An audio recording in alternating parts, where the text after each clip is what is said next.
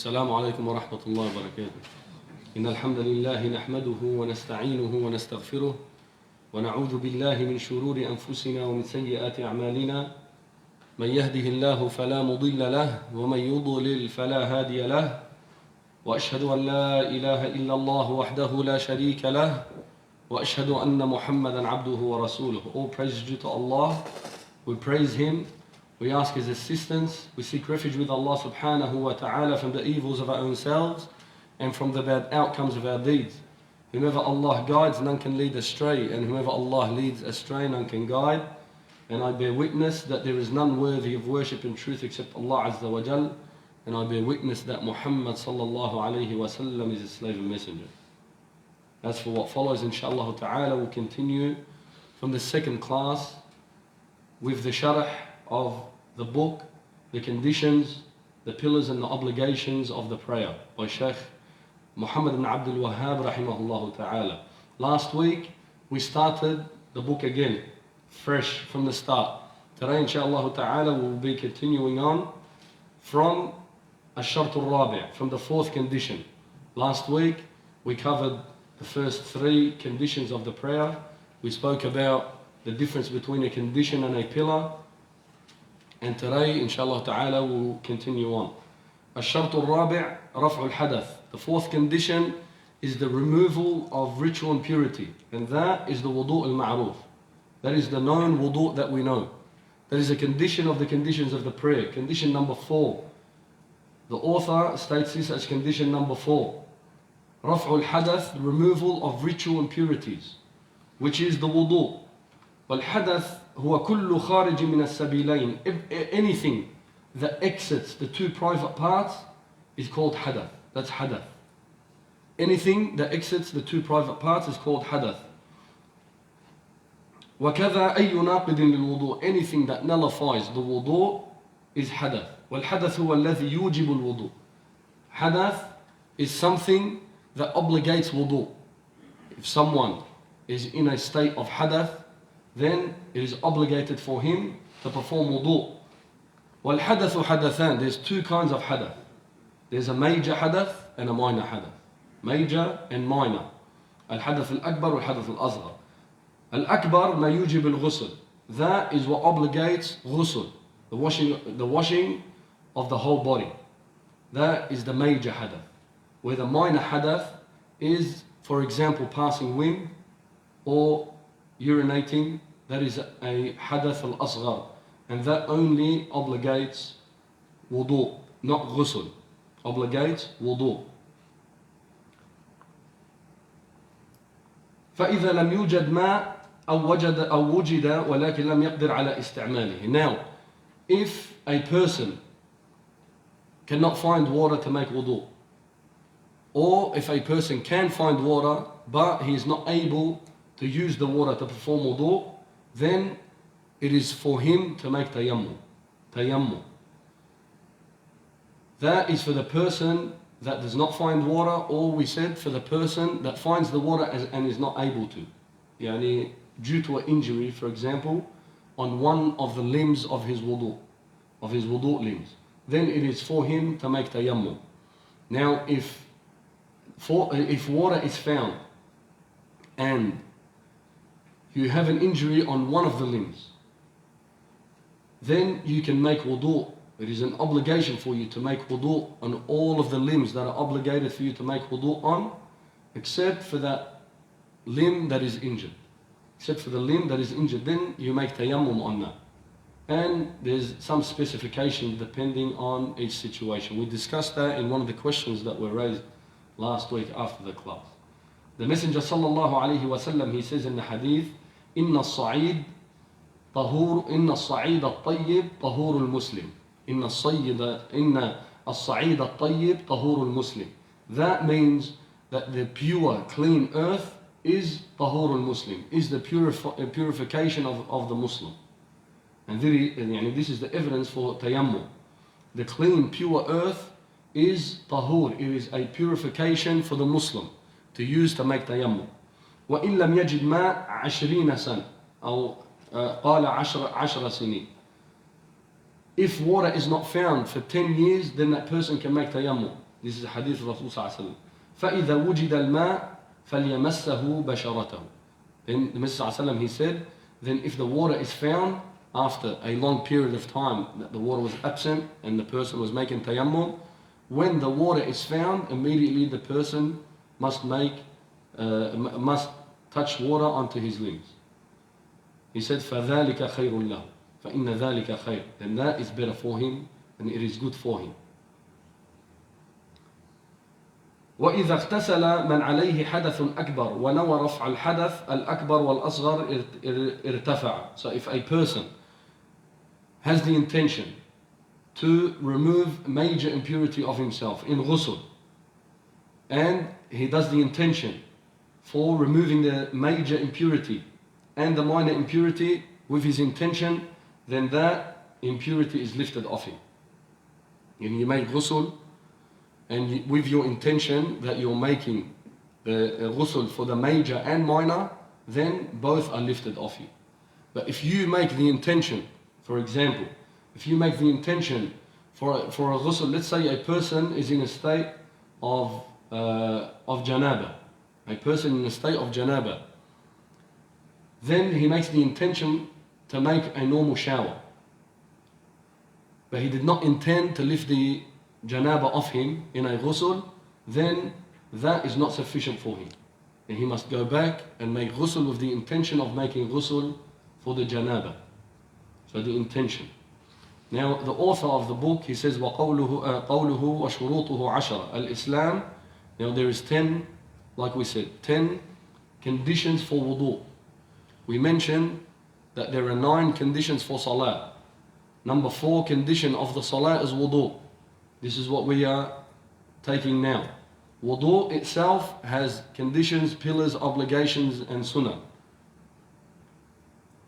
The conditions of the wudu are how many? We said are 10. They are 10. Number 1 is Islam. 2, aql. Number 3 is tamyiz. They are the 3 conditions, the same conditions as the conditions of salah. And we spoke about them in the last class. Islam, being a Muslim, is a condition. Wal-aql, sound intellect. Wat-tamyiz, and reaching the age of discernment. These are 3 conditions of wudu. Number 4, at-tamyiz. Number 4 is an-niyya.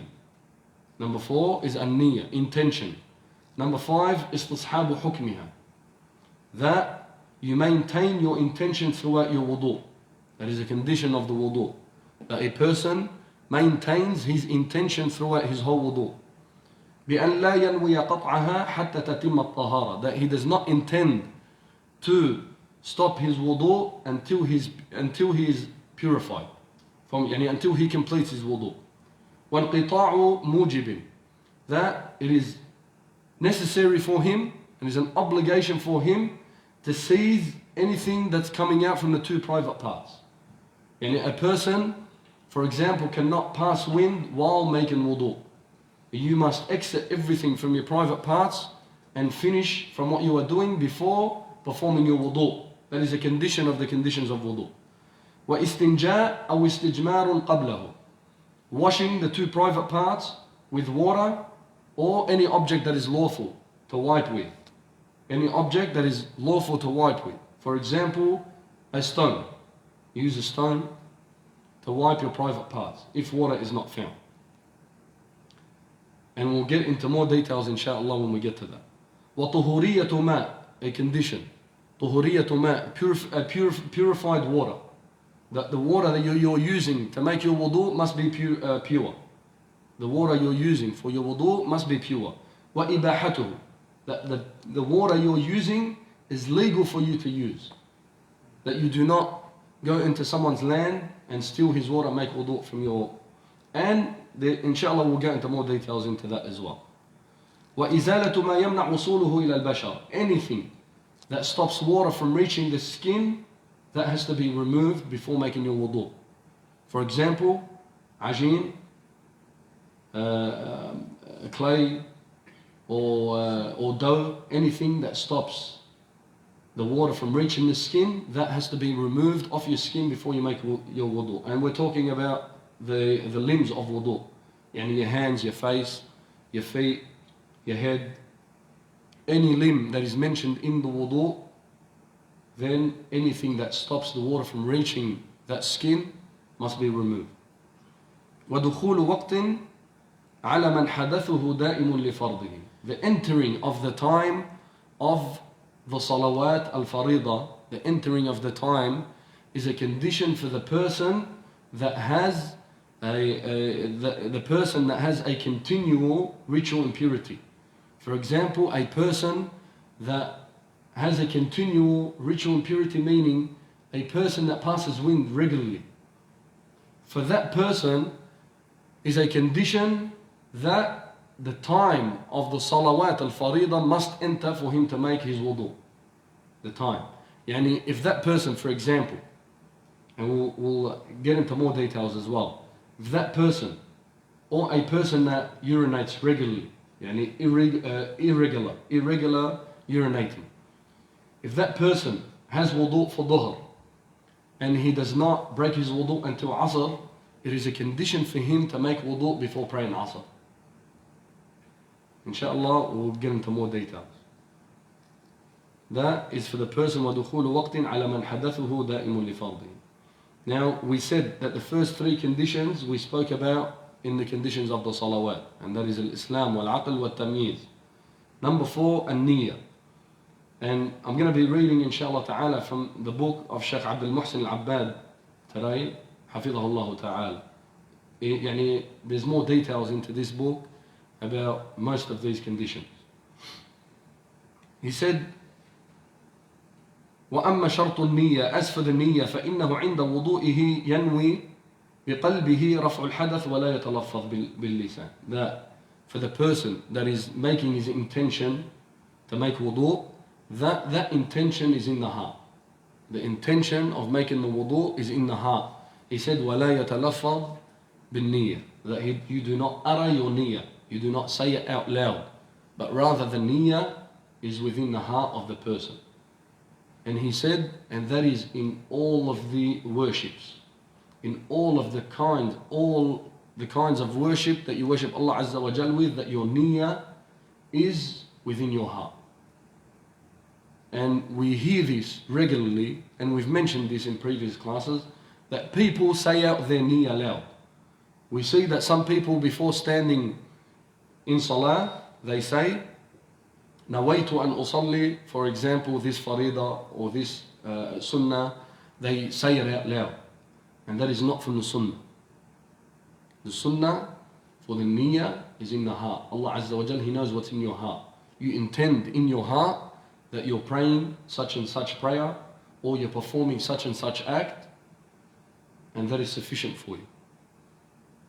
He said, except for one place, and that is in Hajj and Umrah. In Hajj and Umrah, when a person is performing Hajj and Umrah, before performing the rituals of the Hajj and Umrah, it is one of the rituals of the Hajj and Umrah to utter out your niyyah, to say, لبيك اللهم عمرة أو لبيك اللهم حجا وعمرة. That is the only place in the Sunnah that it's mentioned that you utter out your niyyah. But the ulama, they say it is part of the rituals of the Hajj, and this is why it is uttered out. But rather the intention is within the heart.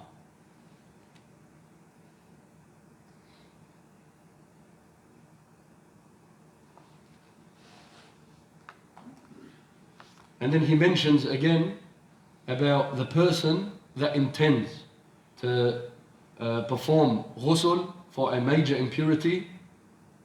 The person that intends to make ghusl for a major impurity and does not intend to make wudu, he intends to make a normal ghusl, but he is in a major impurity like we mentioned, and he does not intend to lift off that major impurity of himself, then he has to repeat his ghusl, because the intention was not present.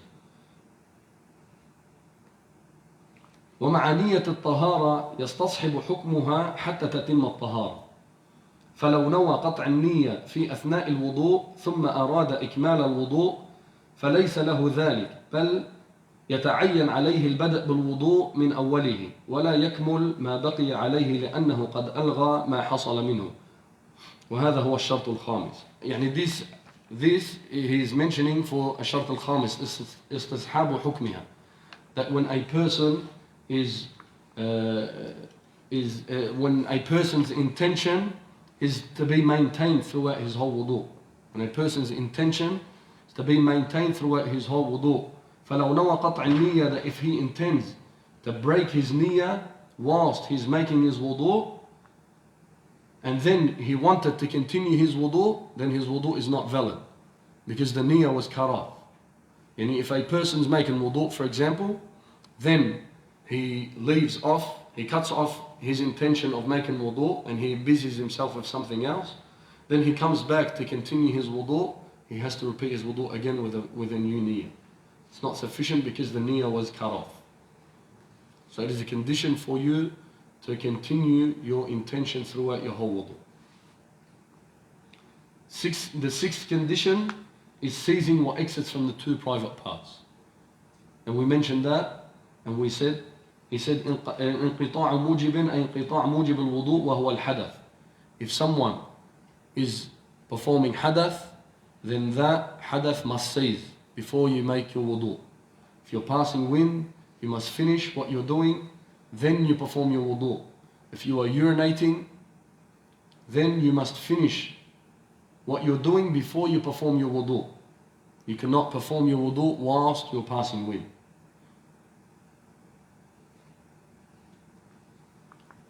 Condition number 7, al-istinja أو استجمار قبل الوضوء. That washing the two private parts with water or with a legal substance, wiping it with a legal substance. He said, وهذا إذا كان الخارج من السبيلين بولا أو غائطا. That if whatever that was coming out from the private part was urination or semen or anything that is alike. أما خروج الريح, he said, as for passing the wind, then you do not need to wash with water. There's a difference. If someone's passing wind, they do not have to wash that private part with water for them to make wudu. But if you urinate or anything comes out from the frontal private part, then you must wash with water. You must wash that private part with water. And washing the private part, when it comes to that, is the area where the urination, the urine is coming out from. The area is where the urine is coming out from, that you do not have to wash the whole private part.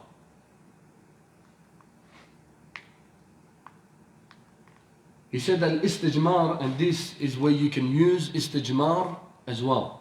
This is where you can use wiping your private part from urinating. You wipe your private part from urinating with a legal substance. Let's take tissues as an example. You can use that after a person urinates, and that is the same, you don't have to use water. But if your private part gets impure and you get a lot of impure substances on it, then you must wash it. But if you're only passing urine, then all you have to do is wash with water, or you can use a tissue. And that is just an example I'm giving. And you can use a stone if you're in the outback, or a place that you can't have anything else other than that. فإن تجاوز احتيج مع ذلك إلى الاستنجاء لإزالة النجاسة. He said if it was وإن احتيج, then if it is needed for you to use water, then you use water. الشرط الثامن, the 8th condition, طهورية ماء وإباحته. Purified water, and that water must be that water. So we said طهورية ماء, that the water must be pure and that water must be legal for you to use. وهما شيئان. He said, the Shaykh, he said that they are two things. But Shaykh Muhammad Abdul Wahhab, he made them both into one condition. But the Shaykh differentiates between the two. That one is pure water, that's one condition. And he sees that if the water you're using is legal, he sees that as another condition. But Shaykh Muhammad Abdul Wahhab, he put them both into one condition. Why? Because there is ikhtilaf in the second part of the condition. There's a difference of an opinion. Why? Because some of them said that if a person is using water that is not legal for him to use, his wudu is correct and his salah is correct, but he is athim. Yani on him is a ithm. He has done an act that is illegal for him to do. But his wudu is correct and his salah is correct. And this is why they differentiate between the two in the condition.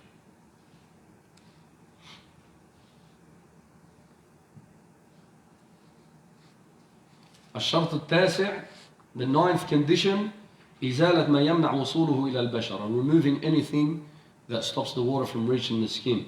من وصول الماء إلى أعضاء الوضوء, and stop anything that stops the water from reaching the skin of the limbs of wudu.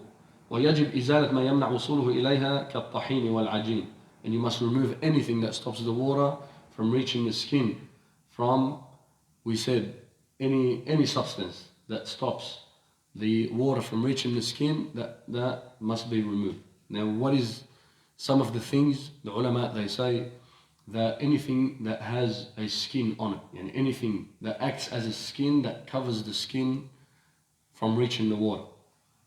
But they say if a person has henna on his hands, you know the henna, the dye for the hands that the women use, they say that's okay because that doesn't stop the water from using the skin. That only changes the color of the skin, but it does not act as a skin.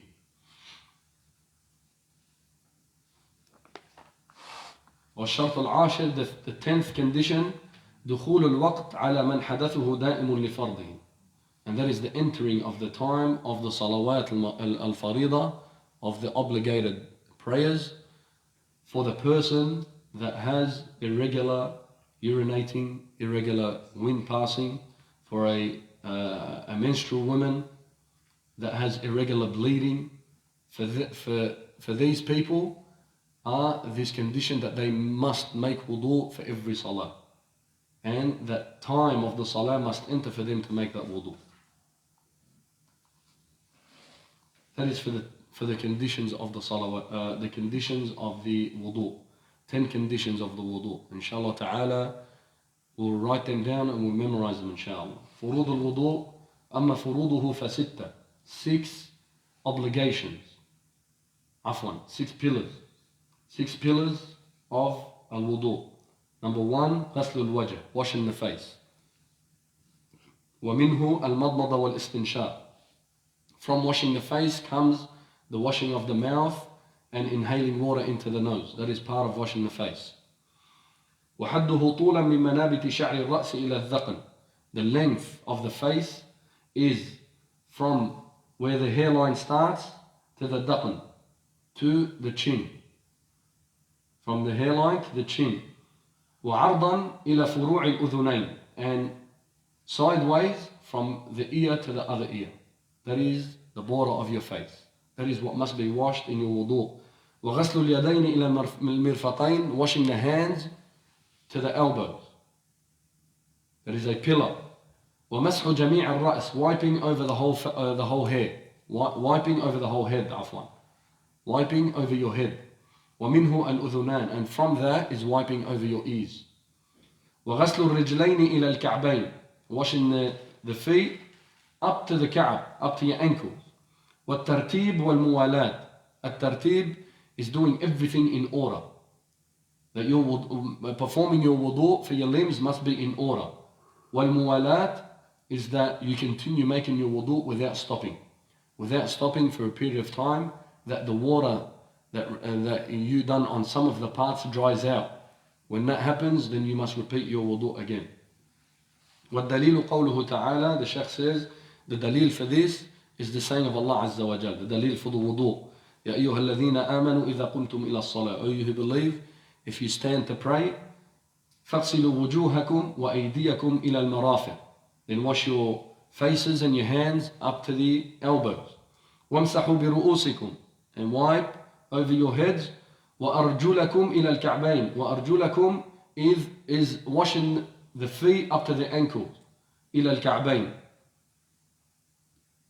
That is for what came in the Quran. what came in the Sunnah is the actions of the Messenger sallallahu alayhi wa sallam. Inshallah we'll get into more details with that. وَدَلِيلُ التَّرْتِيب, the evidence for doing everything in sequence, in order, Hadith al-Rasul sallallahu alayhi wa sallam, ابدأوا بما بدأ الله به. ابدأوا بما بدأ الله به. وَدَلِيل الموالاة, the dalil, the evidence for doing your wudu, يعني in one whole sequence without stopping. صاحب اللمعة, حديث صاحب اللمعة عن النبي صلى الله عليه وسلم. There's a hadith that a man, that the Messenger sallallahu alayhi wa sallam, he seen a man and on his foot was a small part that did not reach water. So the Messenger sallallahu alayhi wa sallam, he asked him to repeat his wudu. Asked him to repeat his wudu. Mr. Sallam, he asked him to repeat his whole wudu. He didn't say, go and wash your feet again. He said, go back and perform wudu again. So this is an evidence why we must continue on doing the whole wudu for the whole limbs, for all of our limbs, in one go. فصفة الوضوء جاءت مبينة, like we said, the wudu came in the Quran and in the Sunnah. In the Quran came in Surah Al-Ma'idah, يا أيها الذين آمنوا إذا قمتم إلى الصلاة. In the Sunnah there are many ahadith. Ahadith that companions saying the Messenger sallallahu alaihi wasallam perform wudu in such way. Hadith from the Rasul sallallahu alaihi wasallam saying how he, for example, how he performed his wudu, and how the companions seen him perform his wudu. Inshallah, we'll get into that. ومعنى قوله إذا قمتم إلى الصلاة, the Shaykh says, وإذا قمتم إلى الصلاة أي إذا أردتم القيامة للصلاة. This is for the verse from the Quran, because whoever understands Arabic and reads يا أيها الذين آمنوا إذا قمتم إلى الصلاة, you'd think that that person is already standing in your salah. But rather the meaning of this verse is إذا قمتم إلى الصلاة إذا أردتم أن تقوموا إلى الصلاة. That if you intend to get up to pray, then perform your wudu.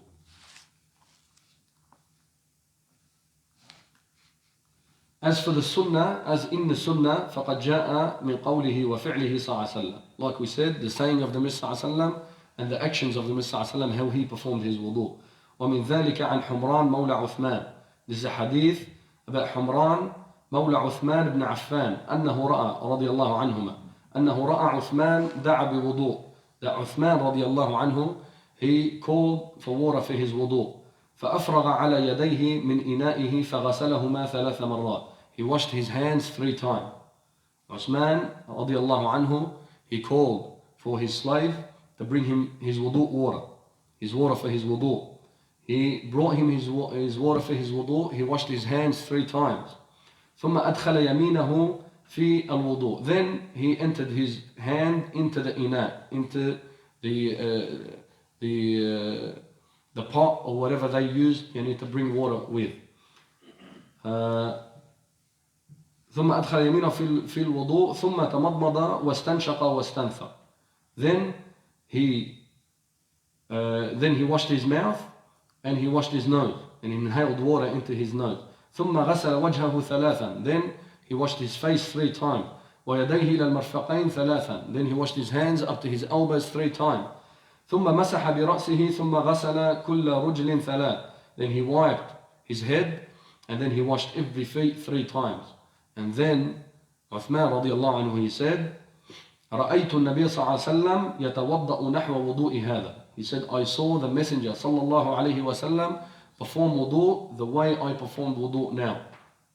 وقال من توضأ, and he صلى الله عليه وسلم, he said, من توضأ نحو وضوء هذا, whoever performs wudu the way I perform my wudu, ثم صلى ركعتين, and then he prays 2 ركعات, لا يحدث فيهما نفسه, that he does not, his inner self does not speak in anything, غفر الله له ما تقدم من ذنبه.